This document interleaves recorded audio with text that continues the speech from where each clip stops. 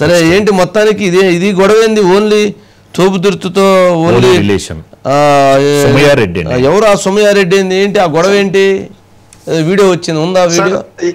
ఏంది ఆమె ఎవరు? ఉందండి సోమయారెడ్డి ఉందండి, ఆవిడ చేసిన వీడియో. సోమయారెడ్డి ఒక కోవూరు నగర్కి చెందిన అయితే అమ్మాయి.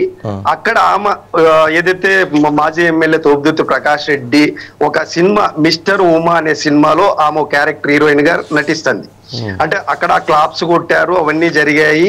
తర్వాత కొచ్చిలో మొన్న ఏదైతే డిసెంబర్ లో గత 2 నెలల కిందట కొచ్చిలో పర్టికులర్ గా ఆమె కలవడము, ఆమె అంటే ఏదైతే సోమయారెడ్డి కూడా నేను మా దూర బంధువు ప్రకాష్ రెడ్డి మాజీ ఎమ్మెల్యే నాకు పరిచయం ఉన్న నేపథ్యంలోనే కొచ్చి ఎయిర్పోర్ట్ లో ఆయన రాగానే ఆప్యాయంగా పలకరించాను అనే కోణంలో ఆమె కూడా చెప్పుకుంటూ వచ్చారు.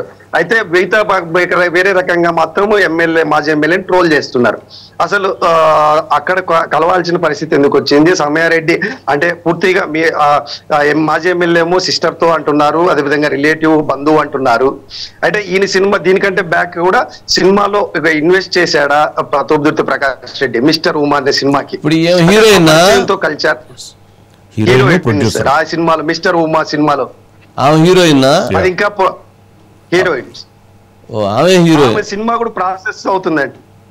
ఒకసారి అది బయట ఉంది, బయట ఉంది, ప్లే చేయండి.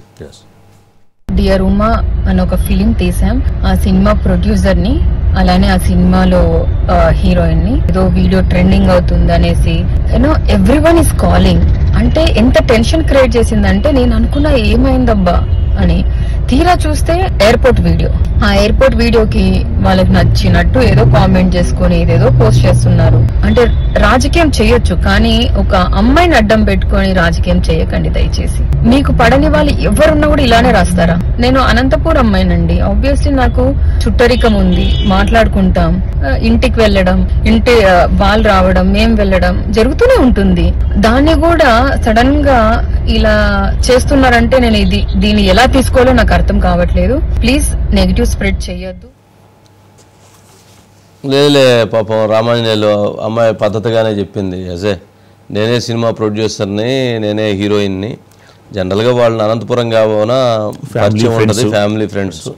జనరల్గా అట్లా మాట్లాడుకుంటాం, కల్పించినప్పుడు మాట్లాడటం ఇవన్నీ తప్పు ఎట్లా అయింది? అదేదో మరీ కోడిగుడ్డు మీద ఏకలు బీకే విధంగా ఈ సోషల్ మీడియాలో పెడితే అవి పెడతా ఉంటారు. కానీ బట్ గతంలో అట్లాంటివి జరిగినాయి కాబట్టి ఇప్పుడు కూడా అలాంటి కొంతమంది ఆ నేరేషన్ క్రియేట్ చేస్తుంటారు.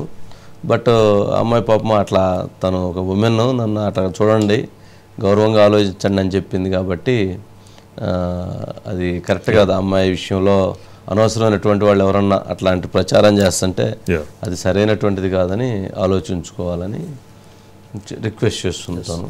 రైట్.